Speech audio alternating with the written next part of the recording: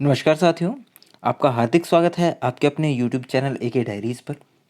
आपको पता है आज 5 जून है। आज वर्ल्ड एनवायरनमेंट डे के रूप में जो है 5 जून को मनाया जाता है। और इस बार का जो आपका वर्ल्ड एनवायरनमेंट डे है, इसका आपका थीम क्या रहने वाला है? इसका आपका थीम रहने वाला है इकोसिस्टम रिस्टोरेशन। इकोसिस्टम रिस्टोरेशन जो है वो इस बार का थीम है। गाइस, ध्यान दीजिए कि जो आपका लास्ट ईयर का थीम था वो क्या था? Time for nature. Current affair के क्वेश्चन है, लिख लीजिए। उसके बाद हम आगे की वीडियो की तरफ चलेंगे। आपका जो है एग्जाम में करंट अफेयर पूछा जाएगा कि जो 2020 की थीम थी वो क्या थी? Time for nature. ठीक है, टाइम फॉर नेचर थी और वो कहाँ सेलिब्रेट किया गया था? कोलंबिया में। कोलंबिया में सेलिब्रेट किया गया था। इस बार का 2021 का कहाँ किया जा रहा है? पाकिस्तान में। आपका 2019 जो जून में आपका वर्ल्ड एनवायरनमेंट डे सेलिब्रेट किया गया था, उसकी थीम थी beat air pollution. Beat air pollution, और वो चाइना में सेलिब्रेट किया गया था। आपका सबसे पहले वर्ल्ड एनवायरनमेंट डे जो है वो कब सेलिब्रेट किया गया था? वो किया गया था आपका 1974 में, 5 जून 1974। और कहाँ किया गया था? यूएसए। यूएसए में जो है वो किया गया था। और इसका स्लोगन था या इसका आपकी थीम थी ओनली वन अर्थ। इसकी थीम थी ओनली वन अर्थ। आपकी जो थी आपकी फर्स्ट एवर जो आपका वर्ल्ड एनवायरनमेंट डे था वो 5 जून 1974 को जो है 1974 से 1974 से जो सेलिब्रेट करना शुरू हुआ है। और ये इसकी पहली थीम थी ओनली वन अर्थ।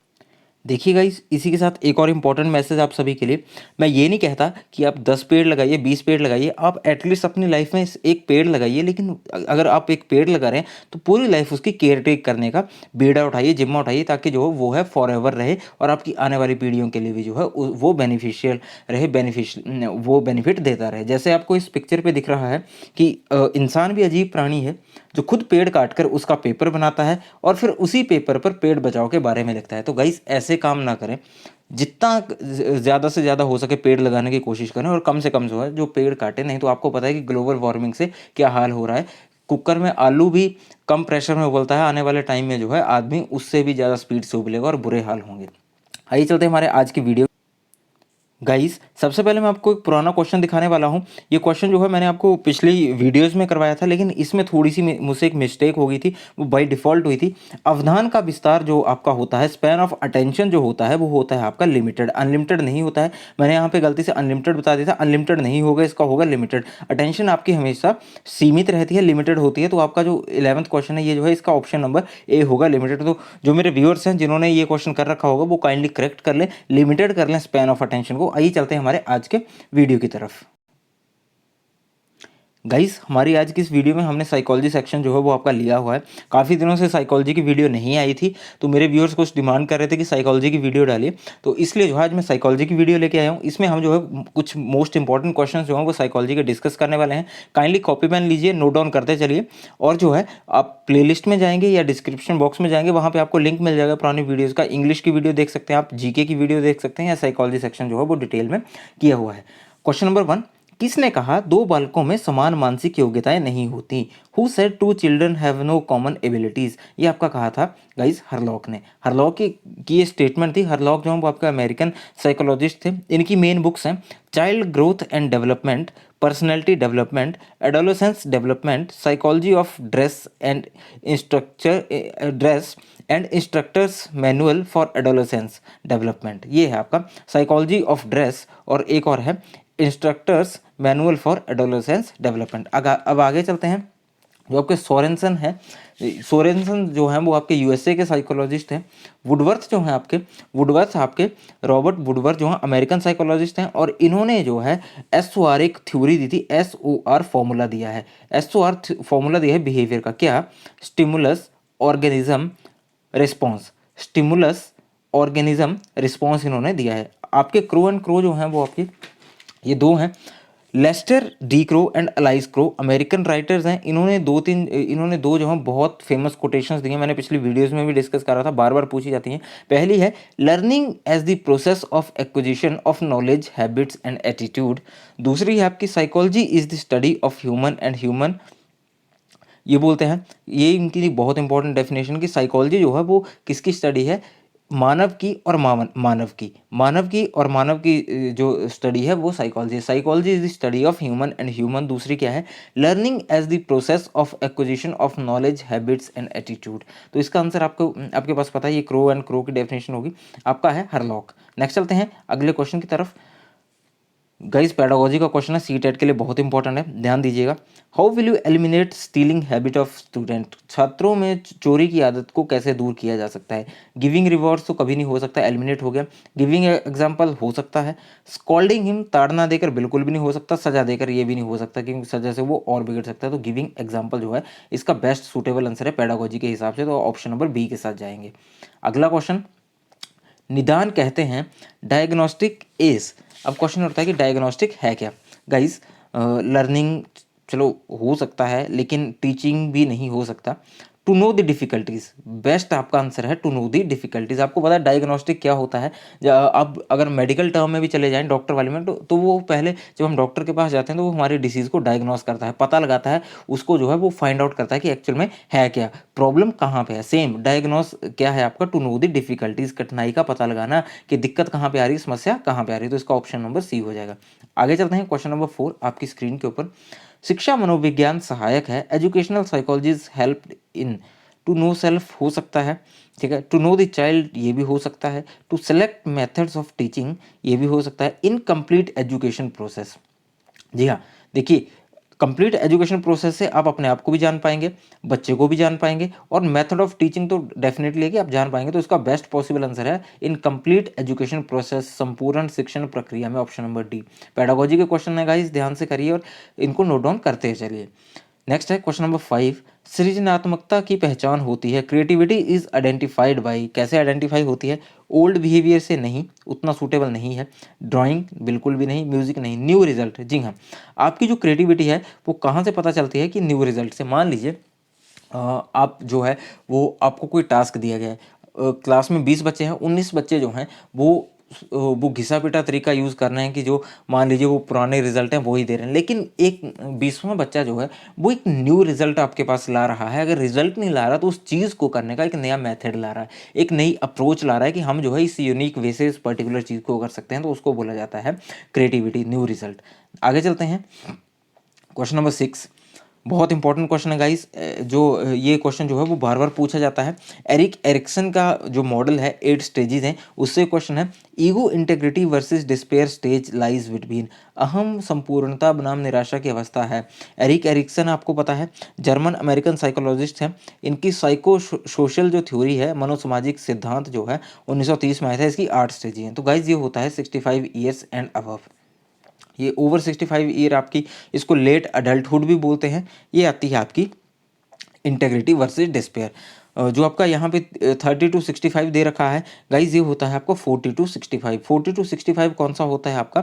आपका होता है मिडिल अडल्टहुड या generativity versus stagnation. Generativity versus stagnation इसमें आता है 20 to 30 नहीं होगा यहाँ पे होगा आपका 18 to 40। 18 to 40 अगर होगा तो वो आता है आपका अर्ली अडल्टहुड, उसमें इंटीमेसी वर्सेस आइसोलेशन स्टेज मानी जाती है। और नेक्स्ट आता है आपका 12 to 19, 19 नहीं होता है, 18 होता है, ये आती है आपकी adolescence stage. Identity versus confusion जो है इसमें बोलते हैं। तो गाइस इस क्वेश्चन को मैं डिटेल में करवाऊंगा आपको आने वाली वीडियोस में।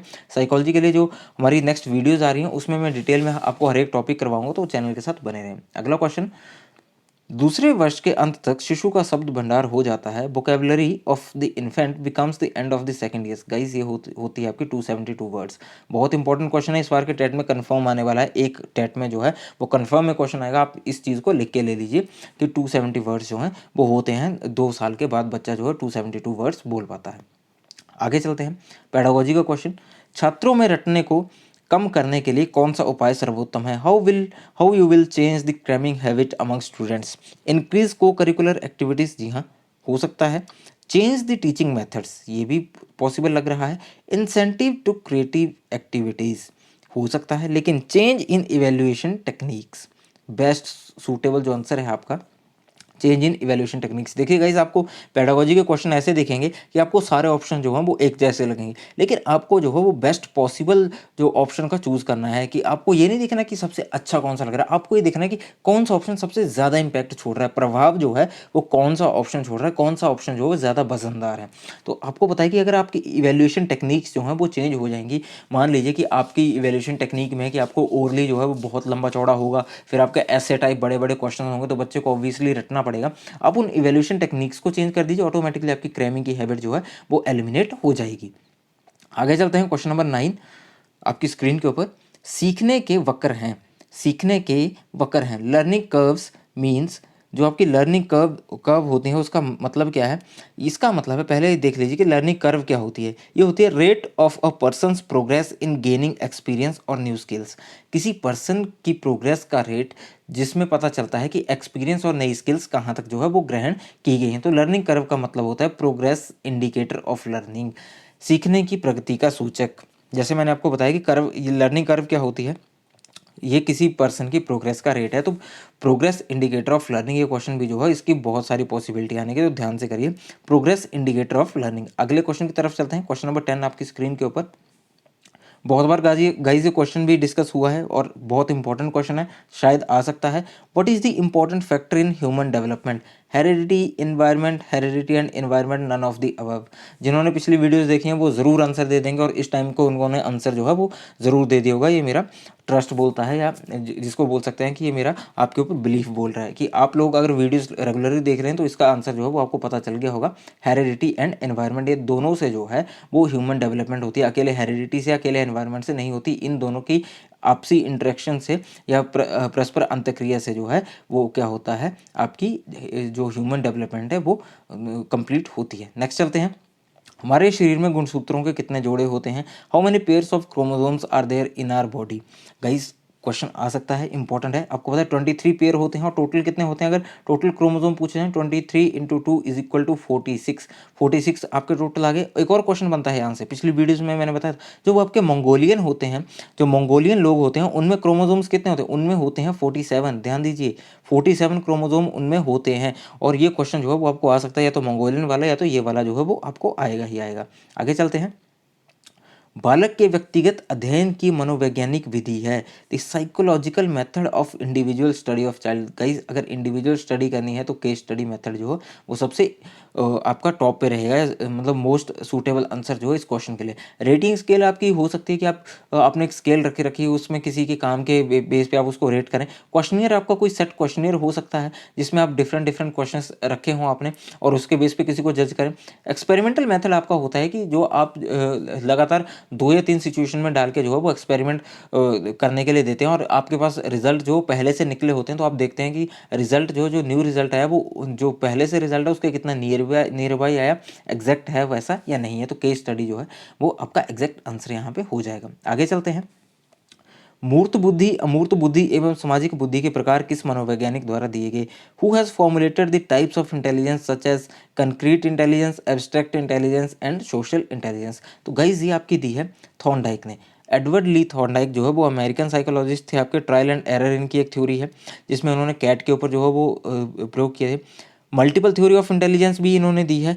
First 3 laws of learning, readiness, exercise and effect भी इन्होंने दिया है। तो ये concrete intelligence, abstract intelligence and social intelligence, ये आपकी मल्टीपल थ्योरी ऑफ इंटेलिजेंस है, कंक्रीट, एब्स्ट्रैक्ट एंड सोशल। तो ये आपके आगे थॉर्नडाइक। अब क्वेश्चन उठता है कि स्पीयरमैन कौन है? स्पीयरमैन जो है वो आपके इंग्लैंड के साइकोलॉजिस्ट हैं। इन्होंने 2 फैक्टर थ्योरी ऑफ इंटेलिजेंस दी है। कौन कौन सी? जी एंड एस, 2 फैक्टर थ्योरी है। कई बार ये आता है कि 2 फैक्टर थ्योरी ऑफ इंटेलिजेंस किसने दी? स्पीयरमैन ने। जी से क्या है आपका? General intelligence across general intelligence across multiple abilities, general intelligence across multiple abilities. और जो आपका एस है, specific ability in one particular area, specific ability in one particular area. आगे आपके थर्स्टन आते हैं। थर्स्टन जो है वो आपके अमेरिकन साइकोलॉजिस्ट हैं, और इन्होंने group factor theory of intelligence दी है। थर्स्टन ने कौन सी दी? आपकी group factor theory of intelligence, बहुत इंपॉर्टेंट है, ध्यान दीजिएगा। नेक्स्ट आपके स्टर्न है, विलियम स्टर्न जो है जर्मन साइकोलॉजिस्ट हैं, और इन्होंने आईक्यू का कंसेप्ट सबसे पहले दिया था कब? 1912 में। क्वेश्चन पूछा जाता है कि who gave the concept of IQ for the first time, तो आपका विलियम स्टर्न होगा, या कई बार ये पूछा जाएगा कब दिया था, वो दिया था आपका 1912 में। आगे चलते हैं अगले क्वेश्चन की तरफ।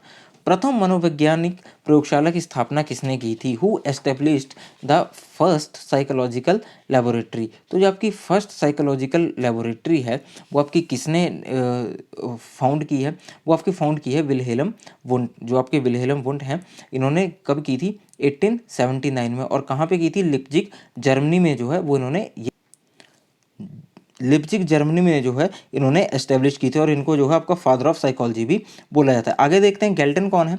गैल्टन जो है इनका पूरा नाम है आपका फ्रांसिस गैल्टन, ये आपके यूनाइटेड किंगडम के हैं। इन्होंने जो ब्रिटेन है वर्ड एसोसिएशन टेस्ट दिया है, इंटेलिजेंस टेस्ट के ऊपर जो है इन्होंने काम किया। आगे आते हैं आपके हल हल जो है यूएसए, क्लार्क हल जो है यूएसए के आपके साइकोलॉजिस्ट हुए हैं, और drive reduction theory DR theory जो है वो इन्होंने दी है। आगे चलते हैं आपका वॉटसन। वॉटसन को फादर ऑफ बिहेवियरिज्म, व्यवहारवाद का जनक या पिता किसे माना जाता है? जीवी वॉटसन को, और ये आपके अमेरिकन साइकोलॉजिस्ट रहे हैं। आइए चलते हैं हमारे आज की वीडियो की लास्ट क्वेश्चन की तरफ।